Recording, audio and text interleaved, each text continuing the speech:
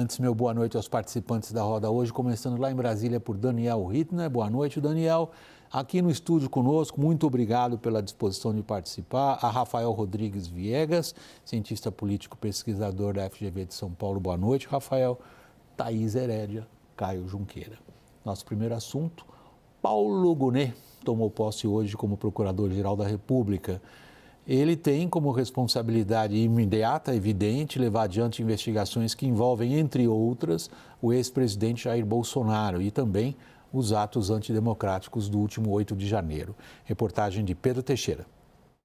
Gonet vai atuar nas investigações que apuram doações via Pix para Bolsonaro, supostas fraudes no cartão de vacinação do ex-presidente e também na tentativa de venda das joias recebidas do governo saudita.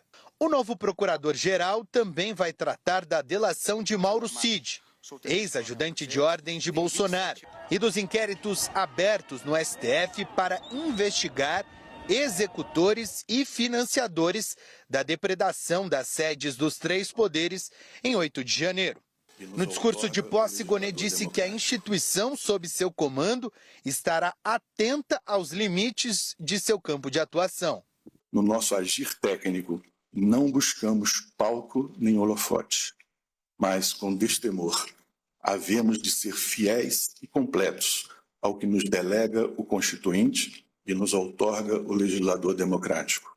Subprocuradores ouvidos pela CNN estão preocupados com a proximidade entre Gonet e os ministros do STF, Gilmar Mendes e Alexandre de Moraes, que foram decisivos para sua indicação, e como isso pode pautar a conduta da PGR.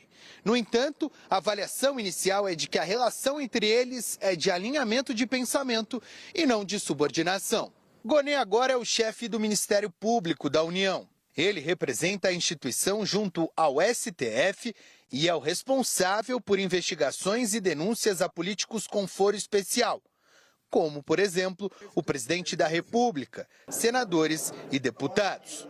Na cerimônia que empossou Gonet, o presidente Luiz Inácio Lula da Silva disse que espera que o novo procurador nem faça o que chamou de acusações levianas enquanto estiver no exercício do cargo. Não existe possibilidade de o Ministério Público achar que todo político é corrupto. Não existe possibilidade. Ou seja, que é um conceito que se criou na sociedade brasileira e qualquer denúncia contra qualquer político já parte do pressuposto que ela é verdadeira. E nem sempre é. E se a gente quiser evitar aventura nesse país, como o que aconteceu dia 8 de janeiro deste ano, se a gente quiser consagrar o processo democrático como o regime político mais extraordinário que o ser humano conseguiu inventar, o Ministério Público precisa jogar um jogo de verdade. Rafael Rodrigues Viegas, o seu trabalho acadêmico é dedicado ao estudo do Ministério Público e as suas conclusões, um livro que você acaba de publicar, são um pouco duras. Ela constata que o Ministério Público sempre agiu politicamente, você criou até a figura de linguagem do procurador político, e isso contrasta hoje com o discurso que nós acabamos de assistir algum trecho do Paulo Gonet, segundo o qual não quer holofotes. A questão de não querer holofotes faz todo sentido, né? O Ministério Público nos últimos anos, e a gente pode dizer nos últimos 10 anos, trabalhou sob holofotes, né? Então, assim, essa atuação pautada midiaticamente ou respondendo a incentivos perversos, né? Como é a repercussão midiática de certos casos, né? Isso afeta o funcionamento do Ministério Público, né? E ele cumpre de que forma os seus objetivos oficiais. O Ministério Público tem importantes atribuições. Hoje, na fala do presidente, na fala do procurador-geral, né, a gente observou o seguinte: o Ministério Público, que sai da Constituinte, é um Ministério Público com importantes atribuições. Uma delas é o combate à corrupção, mas há outras igualmente relevantes, né? A questão é, quando essa instituição responde, ela responde a quem? A gente está falando, então, de membros de uma burocracia, né, selecionados por concurso público de provas e títulos, e que é uma instituição que, historicamente, sofre com déficit de accountability. A gente está falando aqui de um histórico déficit que eu quero dizer com isso. Isso não começou ontem, né? A politização também não é uma coisa que começou ontem. A gente observou na Constituinte a presença marcante de membros do Ministério Público, inclusive para definir esse desenho do Ministério Público. Então, só rápido, para você elaborar rapidamente esse ponto, antes de passar a palavra para os meus colegas. Em que medida a instituição se livrou ou não disso que você acabou de chamar de politização? Acho que cogitar que ela se livrou é uma hipótese bastante difícil. Deixa eu abrir a conversa, então. Não, vamos, assim, eu só queria colocar, eu tenho o meu maior receio em relação à gestão Gonê ela ser uma gestão capturada pelo sistema político, porque a gente tem que fazer uma comparação da projeção do que pode vir a ser a gestão Gonê a partir dos seus antecessores. E os antecessores, acho que a grande crítica é de uma captura, de certa maneira, pela política. O Augusto Aras, eu estou falando que a crítica geral era de um alinhamento ao Bolsonaro e ao bolsonarismo. O Rodrigo Janot, um alinhamento a questões midiáticas, né? Aquela questão da flecha, do bambu, de atirar para tudo quanto é lado. A expectativa dele é nesse sentido, é de uma gestão técnica legalista, né? Que seja o contrário dessas anteriores. Mas eu tenho só um senão e uma grande interrogação se ele vai conseguir. Porque é uma gestão praticamente pós-Lava Jato, é uma gestão de um presidente que nomeia o Gonê, um presidente que foi preso pela Operação Lava Jato. Então, em muitas das decisões do governo Lula III e do presidente da República atual, a gente nota esse trauma da Lava Jato, de alguma maneira, a revalorização da Dilma, você tem várias questões aí. Então, o meu grande receio é, a despeito das qualidades técnicas do Gonê, conheço ele, acho ele super técnico legalista, o processo político que levou à indicação dele ser um processo que ele acabe ficando de mãos atadas, porque é um processo que vem de um presidente da República traumatizado pela Lava Jato e nomeado por 2 ministros do Supremo na prática, que é o Gilmar Mendes e o Alexandre de Moraes. Quer poder alguma coisa, senão eu passo para o Daniel? Bom, a nomeação do Gonê, eu acho que a própria nomeação do Aras, fora da lista da Associação Nacional dos Procuradores da República, é algo que a gente tem que parar para pensar como algo positivo. Eu penso que, cumprindo a Constituição, o presidente, quando escolhe o Procurador-Geral da República, cumprindo a Constituição, ou seja, não se submetendo, né, a pressões corporativas, como no caso da própria lista tríplice, eu acho que ele acerta nesse aspecto.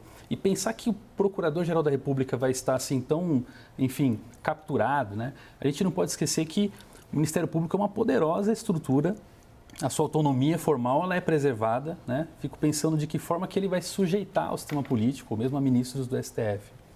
Daniel? William, eu vi aqui uma evidente referência, tanto nos discursos de Gonê quanto no de Lula, à gestão Augusto Aras, a gestão Rodrigo Janot.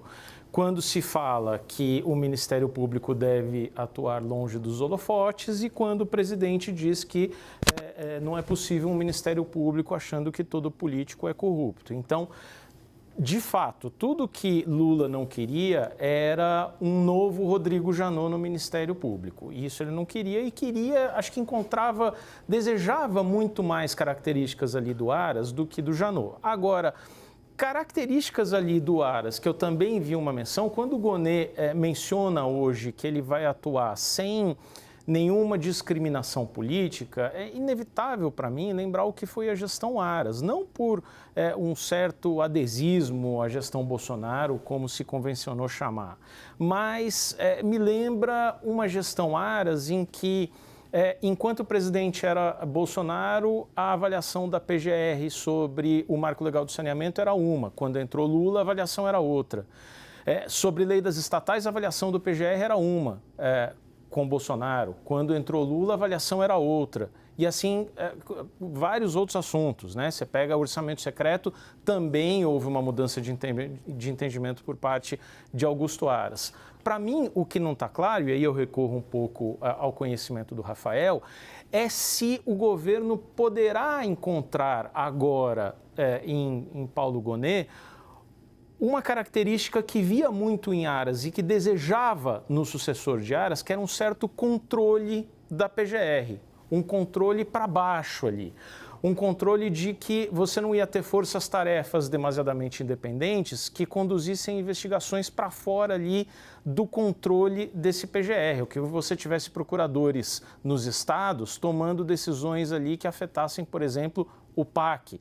Será que Paulo Gonet tem a capacidade de controlar o Ministério Público, ou o Ministério Público, por definição, é um órgão autônomo entre seus membros? Rafael. Bom, interessante, eu queria destacar uma coisa em relação ao Janot, né? Eu imagino que nenhum prefeito, nenhum governador e nenhum presidente da República queira ter do outro lado um Rodrigo Janot, né? Pelos excessos que a gente observou, né? Então não é uma questão só vinculada a um governo, né? A gente observa no Ministério Público como um todo, né? Isso é uma preocupação por onde eu passo e escuto isso. Membros do Ministério Público exorbitando atribuições, elaborando políticas públicas, por exemplo. Destaco esse ponto da fala do Gonet hoje. O Ministério Público não foi projetado para elaborar políticas públicas, formular políticas públicas. Entre os seus objetivos oficiais está fiscalizar, ou seja, controlar a administração, mas isso é feito dentro de limites, né, previamente estabelecidos. Ninguém quer ter, imagina, um Janot. Isso independentemente de governos e de ideologia, né? É uma questão muito clara, né? Os excessos foram muito grandes, né? Então, pensar em uma PGR controlada pelo presidente também é muito difícil pensar isso, né? Mas a pergunta do Daniel está de pé, Rafael. A pergunta dele foi a seguinte: em que medida Paulo Gonet tem condições de ele controlar a corporação? A PGR tem importantes atribuições, o Procurador-Geral da República tem muito poder, né? Não é pouco isso, né? Quando a gente pensa a independência funcional dos membros do Ministério Público, né, analistas chegam a cogitar que essa independência é tão grande ao ponto de se pensar cada um como um Ministério Público. Mas esse é um ambiente altamente politizado, né? É um contexto, né, politizado, né? Os procuradores estão constantemente em disputa, procurando posições melhores, não só na carreira, mas na própria administração do Ministério Público. E o Gonet, conhecedor dessa realidade, né, um procurador há muitos anos, há décadas, né, conhece como funciona a governabilidade do Ministério Público, como alocar interesses no Ministério Público, né? Jantar com a associação, enfim, compor com a própria associação. Isso é possível e penso que ele está muito preparado para fazer isso. Rafael, queria te perguntar sobre a mistura de papéis, né? Você passou por essa questão em algumas das suas falas aqui. Uma mistura de papéis, inclusive na percepção da sociedade, que já reconhece esse ultrapoder da PGR, que foi exacerbado nos últimos anos. E aí o quanto, essa questão, por exemplo, dele precisar falar que o Ministério Público não vai fazer, que a PGR não vai fazer política pública, e aí essa é uma mistura que acontece também em outras esferas do Poder Executivo, né? De achar que Petrobras faz política pública e outras instâncias fazem política pública. E eu queria saber de você o seguinte: qual é a sua percepção sobre a pressão no contexto atual, e não historicamente, no contexto atual, da mídia, das redes sociais, do protagonismo, o quanto que essa mistura de papéis ela pode acabar sendo mais forte do que uma exigência ao Gonet na presidência da PGR? Difícil não comparar, né? Bom cientista político, é muito difícil não pensar, não fazer um raciocínio contrafactual, não pensar no que aconteceu recentemente. Mas, assim, o protagonismo dos procuradores é algo ruim para o próprio Ministério Público. O protagonismo político, os holofotes, isso é ruim para o próprio Ministério Público, né? A sociedade não pode se acostumar a conviver com um tipo de burocrata, né, que zela por aparecer constantemente, fazer política nas redes sociais, né? Isso não é bom para o próprio Ministério Público, né? Então a gente observa uma série de disfunções ao longo do tempo e que com certeza é muito difícil de contornar agora. É muito difícil de falar, como dizem, né? Voltar para a casinha, né? Ou, né, trabalhar conforme a Constituição. É como se o papel dele fosse cobrar, a sociedade passa a cobrá-lo a partir dessa referência, de que ele tem que ter um protagonismo, de que ele precisa ser midiático, senão ele não está sendo um bom procurador. É esse meu receio da avaliação passar obrigatoriamente por a gente quer a mesma referência do que tivemos nos últimos anos. Isso sem dúvida nenhuma é muito ruim, né? quando o Ministério Público responde a esse tipo de incentivo, que eu chamo de incentivo perverso, que é se pautar mediaticamente, um populismo penal, por exemplo. Isso é muito ruim para o Ministério Público. O Ministério Público deixa de cumprir os seus objetivos oficiais quando se pauta dessa forma, né?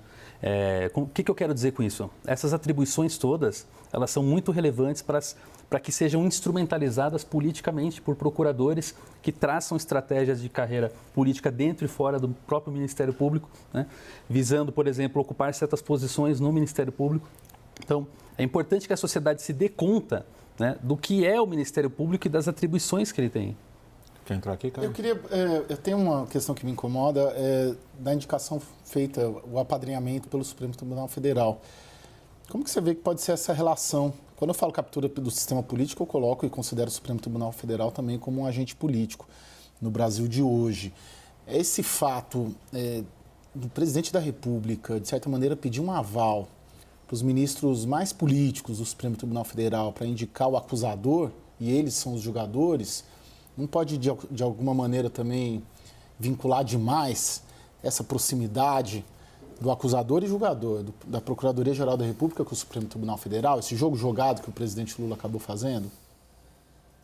Olha só, será que isso aconteceu agora? Essa é a primeira vez que ministros do Supremo são consultados para a indicação de um Procurador-Geral da República? Então, há trabalhos da própria ciência política, né, um deles é do Frederico, professor da Unicamp, que mostram como as instituições judiciais, né, no seu topo, elas estão em constante, né, relação. A gente, quando fala, os ministros do Supremo ou esses ministros mais políticos, né, quem são os mais políticos e os menos políticos e o que faz esses mais políticos do que outros? Será que para chegar até o Supremo, todos não fizeram política de alguma forma? Né? Então, assim, a gente pode observar alguns ministros mais protagonistas do que outros, isso sim, né? Mas, de maneira geral, essa é uma instituição, né? Ela é política e a PGR. E o Ministério Público Federal? Não, a minha dúvida é assim, Gonê não pode se sentir devedor do Supremo Tribunal Federal e acabar propondo ações penais que estejam em concordância com o pensamento político de grande parte dos ministros do Supremo Tribunal Federal? Daí é pensar que o Gonê, ele vai responder a alguns ministros do Supremo, né? E esses ministros seriam 2, no caso, como você menciona. Mas o Supremo é composto por 11 ministros, né? Como que essa denúncia vai ser recebida? Né? Como que o colegiado vai se comportar? Né? Será que ele vai se confrontar diante do colegiado ou vai lidar com 2 ministros? Eu penso na questão colegiada, quando eu penso em como o Gonê vai se pautar. Rafael, hoje no discurso, o Gonê chamou minha atenção uma frase dele, sobre as garantias constitucionais daqueles que estão sob nossas vistas, nossas quer dizer do Ministério Público. Será que ele está dizendo por oposição que o Ministério Público não respeitou as garantias constitucionais de quem ele investigou? Essa fala dele é uma fala marcante mesmo e ele, imagino que ele considera, assim, a gente não observou nos últimos anos, né, uma autocrítica e nem é esperado que isso parta do Ministério Público Federal, por exemplo, em relação ao que aconteceu na Lava Jato, né, aos excessos, e não só na Lava Jato, né. A gente observa algumas extrapolações também em outros âmbitos que envolvem prefeitos e deputados, governadores, não é uma coisa específica, não estou aqui, é o caso mais emblemático, é a Lava Jato. Mas esses excessos, né, o cruzar da linha, né, a gente observou que a Corregedoria do Ministério Público Federal, ela não conteve esses excessos. O próprio CNMP, que tem uma maioria na composição de membros do Ministério Público, também não conteve, né, esses excessos. Então, esses mecanismos de controle, que são mecanismos institucionais, eles falharam. Né? Eles falharam ao não conter esses excessos, essas ilegalidades. Né? Então, esse é um outro aspecto que é importante para se pensar. Rafael Rodrigues Viegas, cientista político, pesquisador da FGV de São Paulo. Nosso muito obrigado pela sua participação aqui conosco na bancada do WW. Boa noite, Rafael. Eu que agradeço. Boa noite. Dani, Thaís e Caio, a gente vai para outro assunto agora depois do intervalo. A gente volta com as projeções da OCDE para o Brasil em 2024. Até já.